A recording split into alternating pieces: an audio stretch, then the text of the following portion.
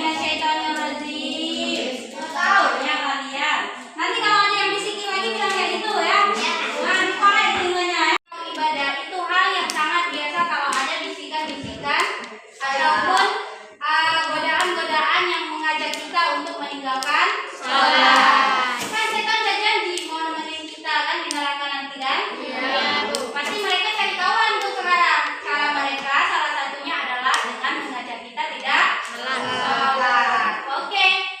Sekarang sebelum memulai pelajaran, Ibu bacakan dulu ya. Tujuan kita belajar hari ini yang pertama, dan nampak nggak? Nampak.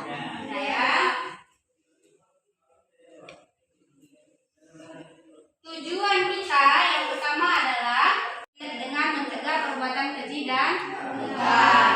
Yang kedua, kalian mampu menuliskan contoh perilaku-perilaku ketakwaan sebagai pemaknaan sholat dan zikir dalam mencegah perbuatan keji dan mungkar di lingkungan sosial. Lingkungan sosial kalian yang mana? Di rumah itu lingkungan keluarga. Lingkungan sosial itu di masyarakat. Ketika kita berteman, ketika ada acara kenduri, atau ketika kita apa nak? Bahwa di Quran surah Al-Ankabut ayat 45 itu dikatakan bahwa sholat itu mencegah diri dari perbuatan keji dan mungkar. Ini sekarang kita pahami dulu hubungan antara sholat, zikir, dan akhlak mulia.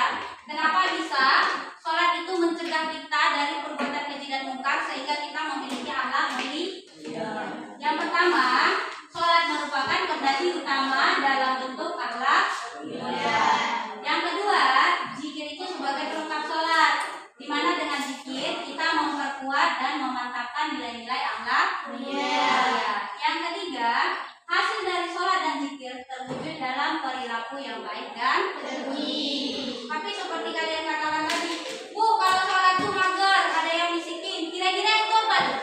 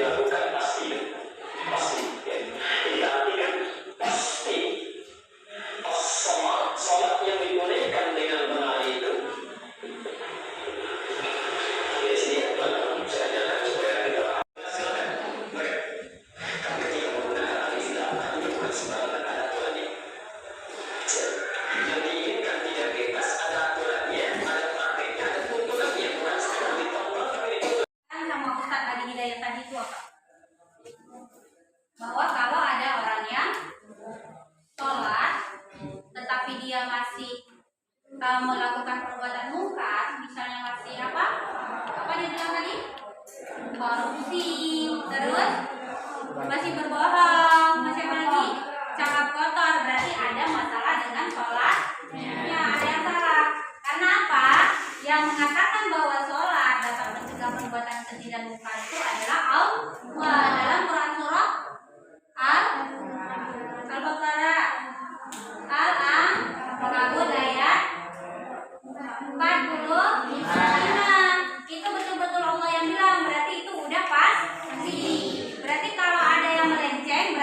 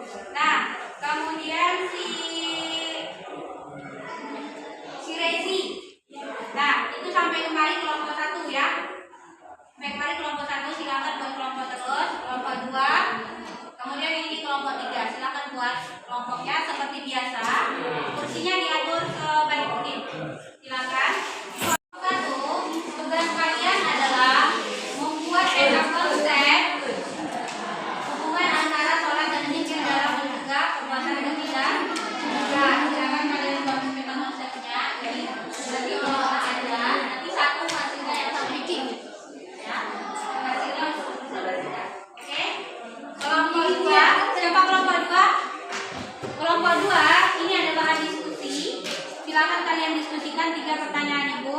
Pertanyaan ini pertanyaan pribadi-pribadi, tetapi kalian diskusikan dengan temannya. Nanti jawabannya satu orang mewakili untuk presentasi ke depan. Boleh? Boleh, silakan ya. Ini lembar kerjanya, silakan. Kemudian kelompok 3, tugas kalian adalah kalian simulasikan, tahu simulasi? Praktek sholat subuh. Silakan kalian diskusikan kalian kalau sholat subuh itu kayak gimana. Karena kan ada yang pakai kunut, ada yang enggak. Nah kalian sepakati, nanti kalian akan memperhatikan sholat ke depan. Bisa? Nanti coba praktek di sini juga boleh ya. Oke, silakan. Untuk semuanya, Ibu kasih waktu berdiskusi selama 20 menit.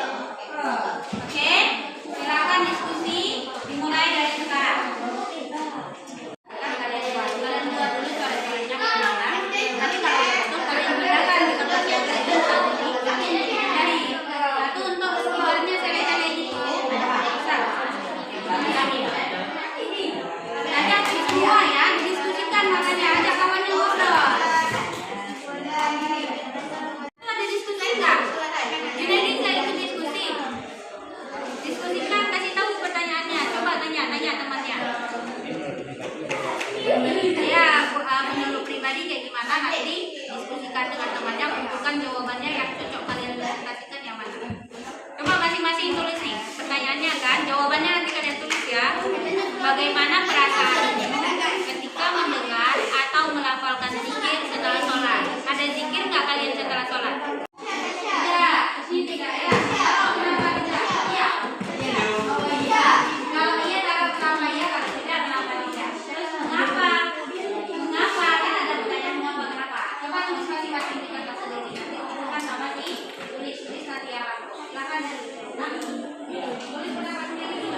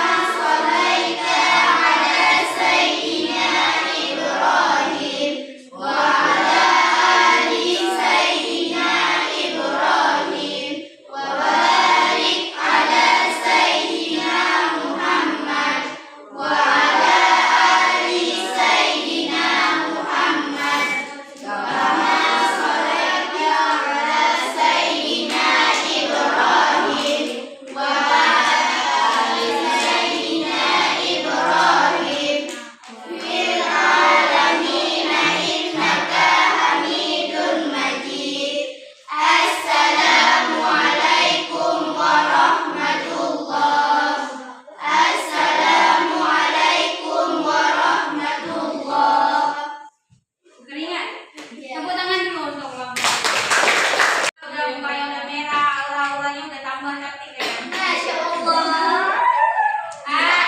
Boleh Ibu kritisi sedikit? Boleh. Nah, silakan dibenerin lagi sholatnya, bacaannya diperbaiki, kemudian gerakan sholatnya itu betul-betul diajarin. Nah, yang ngerukuk itu 90 derajat tuh, banyak yang belum bisa. Alam bisa karena biasa. Jadi dibiasakan sholatnya biar gerakannya semakin pas ya. Terus duduk di antara dua sujud saat tadi. Ada yang kakinya di belakang didudukin, ada yang udah ke samping kakinya ditembuskan pantatnya. Mohon maaf ya, pantatnya ke lantai. Yang mana yang betul? Ya. Kemudian waktu sujud posisi kaki itu gimana yang betul? Tapi nanti insya Allah akan ada waktu kita bareng-bareng semua praktek sholat di musola kita ya. Ini kan masih simulasi nih, belum praktek semua ya. Terima kasih partisipasinya, silakan duduk kembali di tempat. Tepuk tangan sekali lagi dong.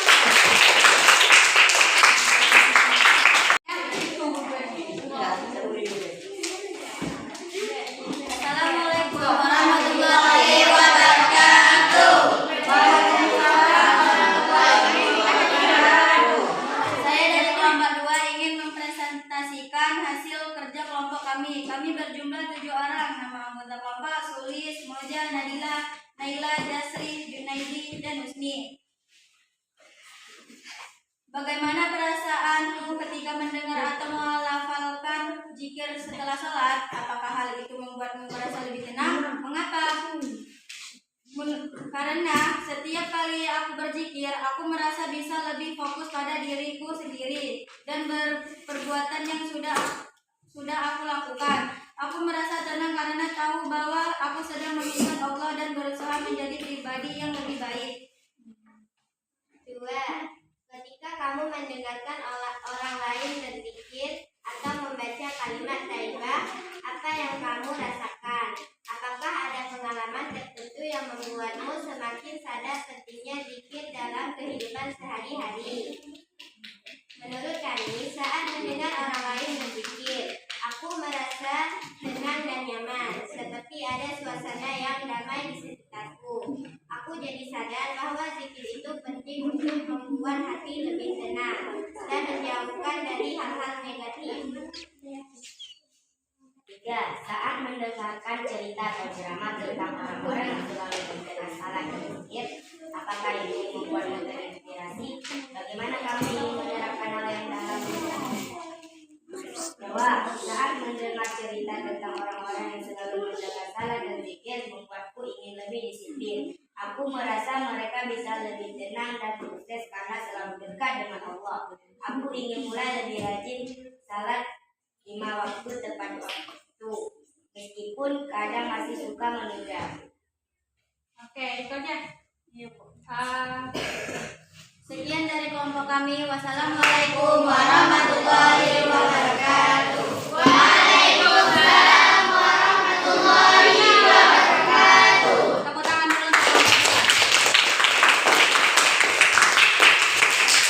Bang Bidan juga medianya ya. Ibu guru di sini sedikit. Coba dijalankan. Jadi tadi teman-temanmu sudah mendiskusikan bagaimana perasaan mereka ketika sholat atau mendengar orang lain membacakan zikir. Kemudian apa yang membuat mereka termotivasi juga, dan hasil diskusi mereka ini cukup bagus ya. Tepuk tangan sekali lagi. Kemudian Waalaikumsalam warahmatullahi wabarakatuh. Kami dari kelompok 1 akan mempresentasikan hasil diskusi kami tentang konsep. Nama anggota Ulfi, Feministan, Samahara, Ulfi, Ulfa, Reji, Fauzi, Safira. Tentang konsep bagaimana cara sholat dan zikir dalam mencegah perbuatan syirik dan mungkar. Komunikasi kepada Allah. kalian boleh duduk aja biar ditunjukkan Kita konsepnya. komunikasi dari kelompok kami. Sekarang Ya, saya baca ya. saya baca ya. Melakukan komunikasi kepada Allah, patuh terhadap perintah Allah, salat, tujuan, meraih ketakwaan, membersihkan jiwa, cara gerakan sesuai rukun, bacanya harus benar, zikir, hakikat, mengingat Allah secara harus menerus mendatangkan ketenangan jiwa, jenis, lisan takbir istiral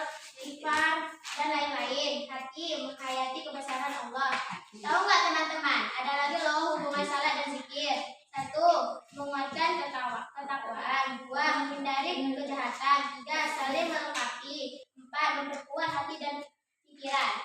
Sekian dari kelompok kami. Wassalamualaikum warahmatullahi wabarakatuh. Waalaikumsalam.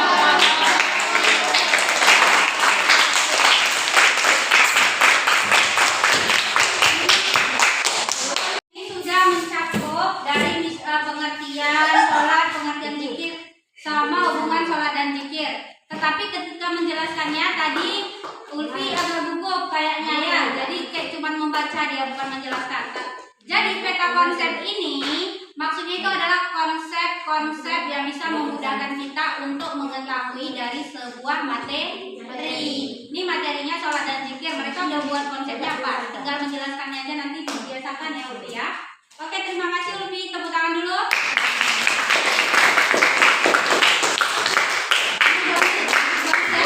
Oke. Tadi mereka udah simulasi sholat. Kelompok satu tadi udah buat tentang konsep. Kelompok 2 juga sudah mendiskusikan tentang sholat tadi. Ini mungkin minggu depan ya kita akan membuat quotes dari Canva. Kan udah punya aplikasi Canva kan? Terus kita kemarin udah buat quote kan?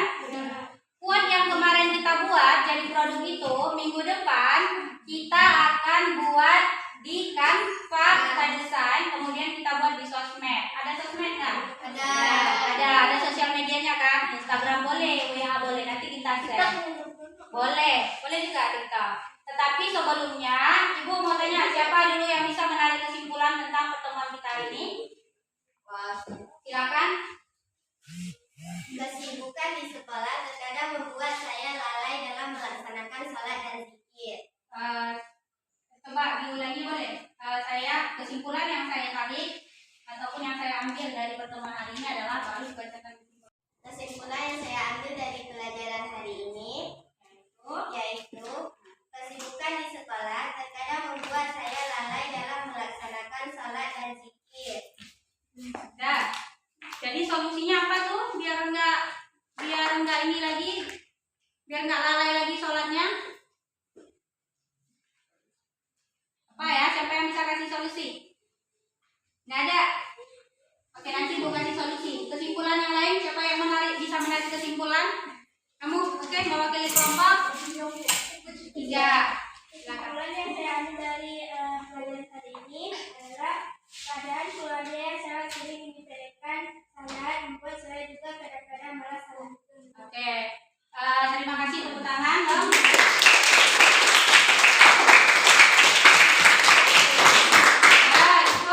Baik, Ibu bantu ya. Jadi kesimpulan kalian hari ini itu kayaknya jadi permasalahan yang Ibu lihat. Di sini permasalahannya dia apa tadi? Kesibukan di sekolah membuat dia kadang-kadang lalai sholat. Kalau di sini tadi keadaan keluarga yang di rumah mungkin keluarganya tidak terbiasa sholat, akhirnya kita pun jadi malas sholat. Itu bukan kesimpulan sih boleh. Itu yang kalian dapat hari ini bagus. Tetapi kesimpulannya berupa masalah ya. Ibu coba pecahkan masalahnya ya. Ibu bantu sedikit. Jadi sholat itu merupakan tiang agama yang paling utama, yang wajib kalian kerjakan ataupun kita kerjakan sebagai orang Islam. Jadi meskipun kita sibuk, meskipun di keluarga kita itu nggak terbiasa sholat, itu nggak boleh jadi alasan kita nggak sholat, guys. Itu nggak boleh jadi alasan kita tidak melaksanakan sholat. Karena semestinya jadwal kita sekolah, jadwal kita ngaji itu harus mengikuti jadwal sholat. Jangan tadi alasan ada, aku Bu gara-gara ngaji nggak sholat. Nggak boleh kayak gitu. Kita harus tetap sholat. Ketika udah dapat waktu sholat terus, tinggalkan ngaji sebentar. Sholat dulu, karena itu yang lebih utama dan ada batas waktunya. Kalau ngaji bagus juga, itu menuntut ilmu agama di situ. Tapi setelah sholat kan kita bisa ngaji lagi kan? Waktunya tidak terbatas, itu dia. Kayak gitu enggak? Anak disuruh sholat, udah maghrib nih, sholat kalian. Ada dulu. Nah, tapi ayahnya nggak sholat, ayah main HP. Kira-kira itu yang kalian